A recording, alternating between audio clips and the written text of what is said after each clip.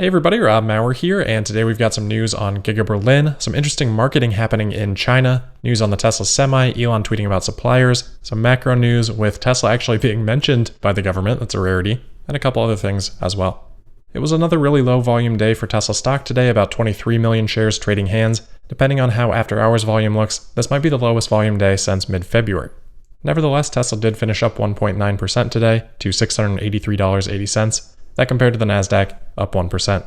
Alright, first up today we've got news on Giga Berlin. I think Bloomberg was the first to report on this, but some other outlets have as well. Tesla has reportedly sent a letter to Germany complaining about the lengthy approval process for the Berlin factory, noting that Tesla has, quote, learned firsthand that obstacles in Germany's approval processes are slowing down the necessary industrial transformation. This discourages necessary investments in clean energy projects and infrastructure and makes it practically impossible for Germany to achieve its climate goals, end quote. So Tesla clearly a little bit frustrated here. I'm sure this has been a stark contrast to their experience in Shanghai, probably not entirely unexpectedly, but they did say it's particularly irritating, according to Bloomberg, that they don't even have a timeline yet for final approval. Bloomberg did receive a comment back on this report from a spokeswoman for Brandenburg's chancellery, who said that authorities aren't legally allowed to differentiate between seemingly climate-friendly projects and those that may be polluting, but the state government has set up a task force to support Tesla's approval process, though I'm not sure if that's a new task force or if that's something that has been in place, because obviously Tesla has been sort of in this ongoing approval cycle for quite some time.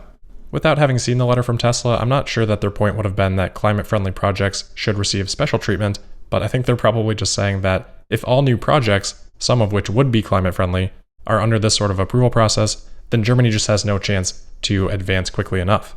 Obviously, the Berlin-Brandenburg airport is kind of the quintessential example there, where it's taking, 14, 15 years to go from start of construction to actually opening up the airport.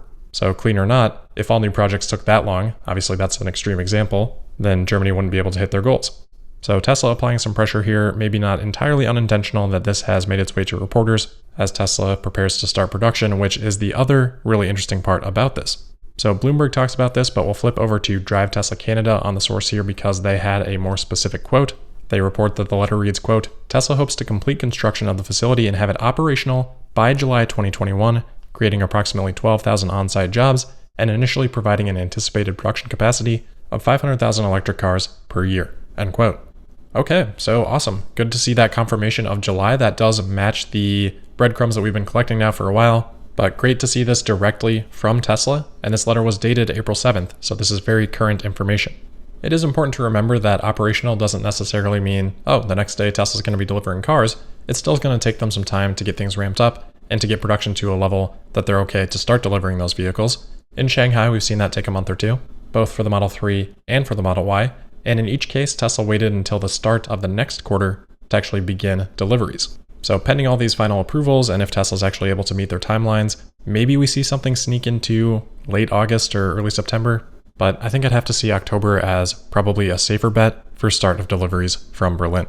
The other note in there from Tesla was that capacity number of 500,000 per year, but important to note that they say initially providing that capacity. From many other pieces of information, it definitely looks like Tesla is targeting 2 million or more per year longer term. All right, next up here, let's move into China. Tesla has released an interesting, I guess we'll call it a piece of marketing here. Probably not an ad because Tesla, I think, is just posting this on social media, but it feels like an advertisement for Tesla's design studio in China. So this features Tesla's head of design, Franz von Holzhausen. This was shared out by Vincent on Twitter today. And for those of you on video, let's just watch the clip in full.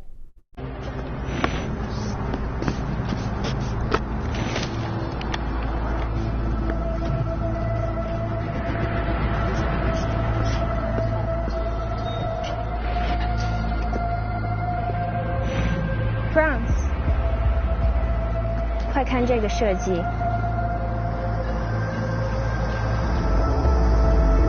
Who did this? Okay, so pretty cool to see this from Tesla. First off, great acting there by Franz. Definitely a multi-talented individual. So what he is graffitiing on the wall, that says Chinese design. Then we get a nice shot of the Cybertruck in the background. The woman off camera is asking Franz to come check out this design, shows him it, and Franz says, "Who did this?" Then it cuts to a job posting for a design leader for Tesla's China design studio. They write, "As a leader at Tesla's design studio, you will be responsible for leading the design development of Tesla vehicles. You will be part of the team that creates and executes world-class vehicles in terms of form, function, and luxury. Using your considerable production design experience and innovative thinking, you will be responsible for leading a team of design studio professionals in creating future products. Our design team prides itself on being multi-talented and flexible, and we look for the same in our potential candidates. So kind of fun to see the style of a Tesla ad here, but obviously for human resources, which makes a lot of sense. I think we've seen from Elon, he's just kind of perpetually trying to recruit talent, and Tesla has become more and more active in doing that as time goes by. That was a huge part of the reason that Tesla even decided to hold things like Autonomy Day and Battery Day. It's going to be super fun to see what comes out of these international design studios. Of course, we know Tesla has similar plans in Berlin. With the Cybertruck being featured in this ad, I think that sort of lends people to believe that, oh, maybe the $25,000 Tesla designed in China could be similar to the Cybertruck. That definitely could be the case. I'm not going to read into the Cybertruck being in this specifically, though. I think Tesla just knows that that makes for the best ad. All right, next here we've got a quick article on the Tesla Semi that I thought was kind of interesting. So this is about a company in Canada, Mosaic Forest Management, that has ordered some Tesla Semis. For those of you that have really listened to this podcast forever, about 3 years ago, I did an interview with a guy named Chase Barber who had reserved a Semi and intended to use it for similar sorts of things. I should probably repost some of those older interviews. I think that'd be fun to revisit. Anyway, Mosaic's chief forester and vice president talked about their use case for the Semi, saying, quote, "As they come down the hill loaded, they're able to regenerate energy and put that back into their batteries, so in this cycle going up the hill empty and coming down the hill loaded, they can generate their own battery supply on a daily basis." End quote. Well, hey, that sounds great. Kind of tough to beat that. Sounds like a perpetual motion device that couldn't really actually be possible, but this is actually already happening with dump trucks, specifically one called the E-Dumper at a quarry in Switzerland that generates actually 200 kilowatt hours each day of surplus energy from doing its mining job. Pretty cool that we could soon see Tesla vehicles on the road that are actually doing a similar thing. And I mean, what better argument for vehicle to grid than that if this is generating surplus energy, obviously in this very specific use case, but I'm sure they'd love to be able to extract that out and use it somewhere else. Next here, we've got a quick tweet from Elon to discuss. Late last night or early this morning, 4:41 a.m. Austin time, Elon said, quote, "Thanks Tesla suppliers for providing us with critical parts," end quote. So of course, we've got to speculate on what this might imply. I think I lean towards just taking it at face value of Elon just thanking his suppliers for what turned out to be a really good first quarter. But I saw a lot of other interpretation that, oh, this could mean good things for Model S and X refresh production. Maybe the constraint has been lifted there. Although, because we just had the delays in delivery estimates yesterday, I find that to be a little bit less likely, and certainly not enough information there for me to have any sort of high conviction in that suggestion. A lot of discussion on that today though, so I did want to make sure to cover it. Next here, I want to shift to a little bit more of a macro lens, but we do have a specific mention of Tesla here. So this is from an interview with Yahoo Finance of Transportation Secretary Pete Buttigieg. Secretary of Transportation Pete doesn't quite flow as well as Mayor Pete, but he does have some comments here about the infrastructure plan and about his agenda in his position. So one of the first questions the interviewer asked was, "What area of our infrastructure from a transportation perspective are you most concerned about?" Buttigieg responded by saying that certainly the basics need attention, roads, bridges, etc. Then added, quote, "But really what I'm most concerned about is making sure we're ready for the future because the world isn't waiting. Electric vehicles are coming. The only question is, will they be made in the US by American workers, or are other countries going to dominate?" End quote. Later on, asked about plans for electric vehicle tax credits, Buttigieg responds saying, quote, "So we think it is important to continue incentivizing and encouraging electric vehicle adoption. We've got to make sure that electric vehicles are not just a luxury item, especially because the fuel savings from not having to pay to fill it up with gas will be especially meaningful to lower and middle income American car owners. But first we've got to make sure that we're producing them at scale, drive those costs down. And again, we don't have time for that to simply play out on its own. We've got to make some smart investments as a country to make sure it happens sooner so that the electric vehicle future really is made in America and that the workers creating the future are American workers." End quote. Immediately after that, interestingly here, Buttigieg was asked directly, "Have you met with Tesla and CEO Elon Musk?" He says, quote, "So we did have a conversation hosted by the White House with automakers, including Tesla and their leadership, and will continue to be in dialogue, as you would expect, certainly anybody doing transportation policy to be with the leaders from all these business sectors, just like we're in touch with labor groups, advocacy groups, and of course, with Congress and with mayors who are so eager to see something get done." End quote. So good to hear that Tesla has been at least involved in these conversations. Previously, we had heard from Elon Musk on the Joe Rogan podcast that Musk had suggested a carbon tax to the Biden administration. That may have been part of these conversations.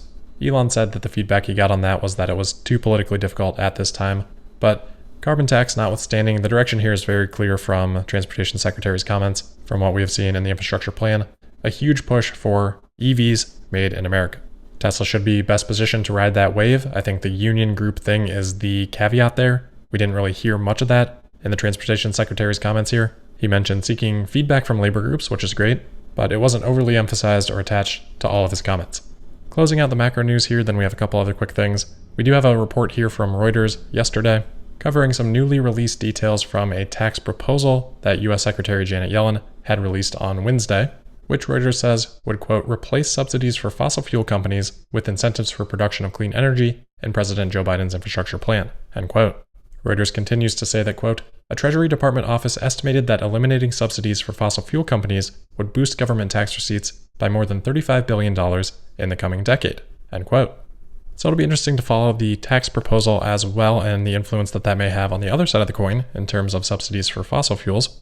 There are a number of different studies out there that try to quantify the total subsidies for fossil fuels, and you get a wide range of results, highly dependent on whether or not they include externalities. So I've seen numbers as low as $4 billion a year. I've seen numbers as high as $650 billion a year.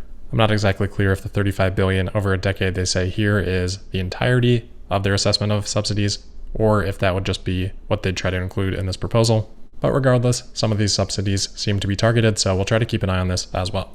All right, last couple of quick notes for today then. First, there was an article today by Bloomberg about Panasonic and their use of the 4680 cells. I think we've talked about that. I didn't really see anything new in this article. They shared some comments directly from Panasonic, just talking about some of the challenges and advantages associated with 4680 cells. So again, things we've talked about, but pointing that out if you want to check that out. Another quick note, just to follow up on yesterday's conversation about the Model S and X delay. So it did confirm with a number of commenters, thank you for that some of their orders have changed from a March estimated delivery all the way out to July, which would be in Q3. I had wondered aloud if that Electrek update actually had meant May-June, because that seemed more likely to me, but it does look like some of these actually are being pushed out to Q3, so definitely disappointing on that.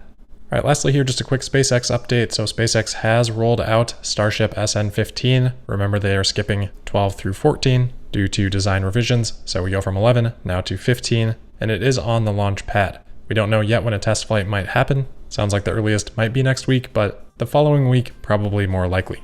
So that is where we'll leave it for today then. As always, thank you for listening. Make sure you're subscribed and signed up for notifications. You can also find me on Twitter at Tesla Podcast, and I'll see you tomorrow for the Friday, April 9th episode of Tesla Daily.